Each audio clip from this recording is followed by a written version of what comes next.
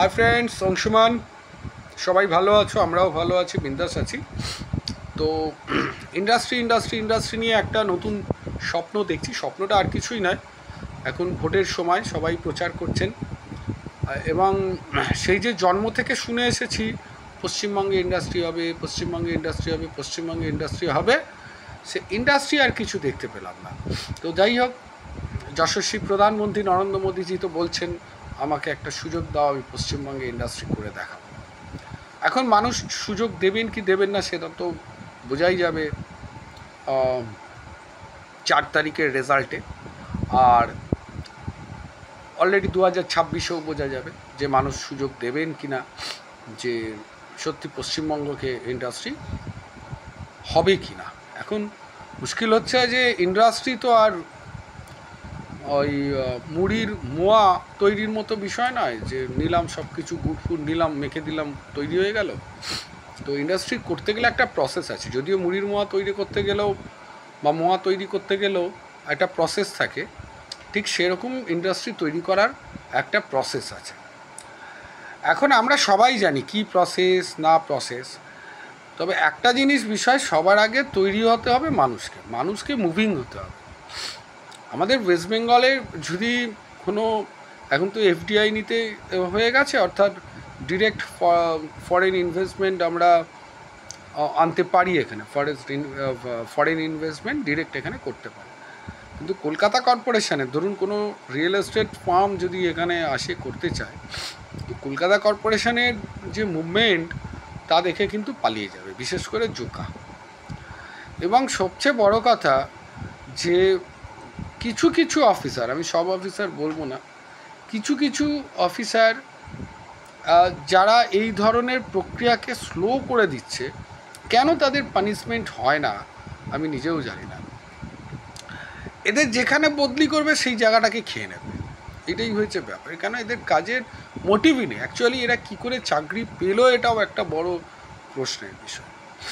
এবং সবচেয়ে ভুক্তভোগী এই মুহূর্তে, একে তো কলকাতা কর্পোরেশনের স্টাফ নেই, ইনফ্রাস্ট্রাকচার নেই, বেআইনির সংখ্যা প্রচুর বেড়ে গেছে, সেগুলোকে প্রত্যেক দিন রিপোর্ট করা, কোর্ট কেস করা, এ তো আছে।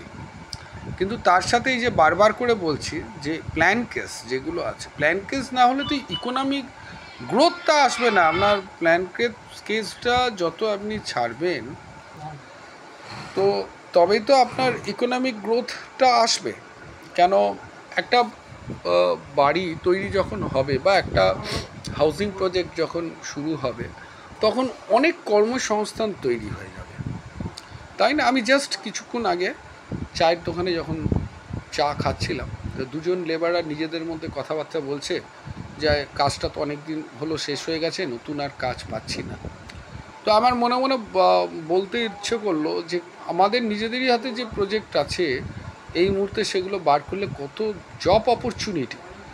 এই যে মানুষ, বিশেষ করে যদি যারা ধরুন এই লেবার মিস্ত্রির কাজ করেন, এরা কি হয়, এরা তো বসে থাকবে না, কেন পেট তো থামবে না, সারাদিন এখানে বসে থেকে থেকে তো তার সংসার চলবে না। এরা আলটিমেটলি কি করে, যে ওরা চলে যাচ্ছে অন্যান্য জায়গায়, অন্যান্য রাজ্যে চলে যাচ্ছে।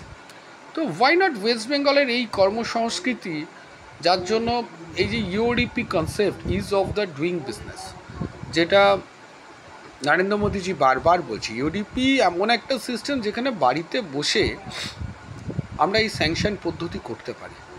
কিন্তু এই প্রক্রিয়াটাকে সঠিকভাবে যে প্রয়োগ হচ্ছে না, এইটা দেখার মতো কেউ লোক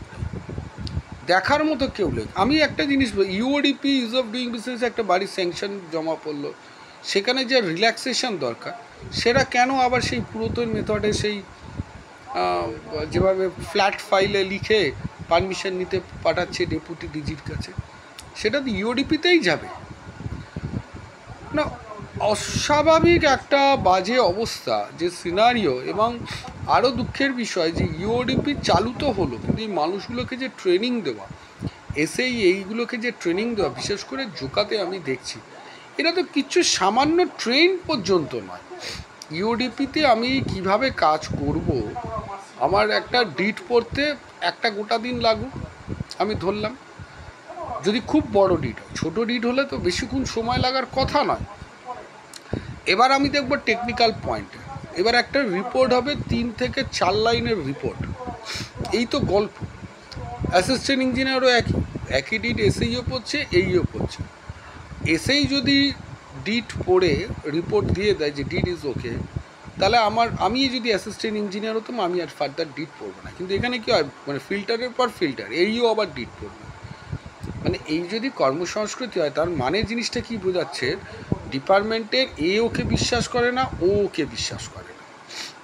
এই যে ভরসামান জিনিসটা, একটা ডিউটি অ্যাসাইন করেছে, এসএই অ্যাসাইন ডিউটি হচ্ছে সে ফুললি ডিট পড়বে, ড্রয়িংটাকে চেকিং করবে, টেকনিক্যাল সাইডটা চেকিং করে এইকে রিপোর্ট করবে। অ্যান্ড এই কী করবে, ওভারঅল ড্রয়িংটা একবার দেখে নেবে ঠিক আছে কি না। যদি কোনো কোয়ারিজ বা ডিসিশনস মেকিংয়ের কিছু থাকে, এই তখন সেটার উপরে দেখবে যে কী কী রিল্যাক্সেশনের ব্যাপার আছে। যদি অ্যাসিস্ট্যান্ট ইঞ্জিনিয়ারের ক্ষেত্রে কোনো রিল্যাক্সেশন না থাকে, ডিমান্ড করবে। এটা হচ্ছে ইউওডিপি কনসেপ্ট। সেই জায়গাটাকে এরা পেঁচিয়ে এমন একটা জায়গায় নিয়ে যাচ্ছে। এবং সবচেয়ে বড় কথা, এই জুকাতে বারবার বলেছিলাম ডিজিকে যে আপনি এদেরকে যে 10 বছর 12 বছর এক একটা বোর্ডতে রয়ে যাচ্ছে ঠিক আছে, কিন্তু এরা যে কাজ করছে না, এই যে ডেটা 700 750-র ওপর ফাইল এরা জমিয়ে রেখেছে, এটাকে নিয়ে তো অ্যাকশান নেওয়া উচিত। এক্সিকিউটিভ ইঞ্জিনিয়ারেরও অ্যাকশান নেওয়া উচিত। পুরো দায়িত্ব ছেড়ে দিয়েছে। এখন যা অবস্থা, এই ফাইল সত্যি বার করা হচ্ছে দুষ্কর ব্যাপার। তো যাই হোক, মুভমেন্ট চলছে। আমি পরিস্থিতিগুলো এগুলো বলা যাতে, এবং এই ভিডিও ট্যাগ করি মেয়রকেও, যে মেয়র একটু দেখুক, ডেটাগুলো কালেক্ট করুক প্রত্যেকটা বড়ো থেকে, যে কটা পেন্ডিং ফাইল আছে, কেন পেন্ডিং ফাইল হচ্ছে না, একটা টার্গেট দিক যে ভাই এই ডেটের মধ্যে তুমি শেষ করো। তো সেই উদ্দেশ্যেই বলা, ইকোনমিক বুস্ট আপ তখনই হবে ওয়ার্ক কালচারটাকে পরিবর্তন করে। তো আমি এটাকে মেয়রকে ট্যাগ করব। আপনারাও পারলে এটাকে শেয়ার করুন এবং সাবস্ক্রাইব করুন।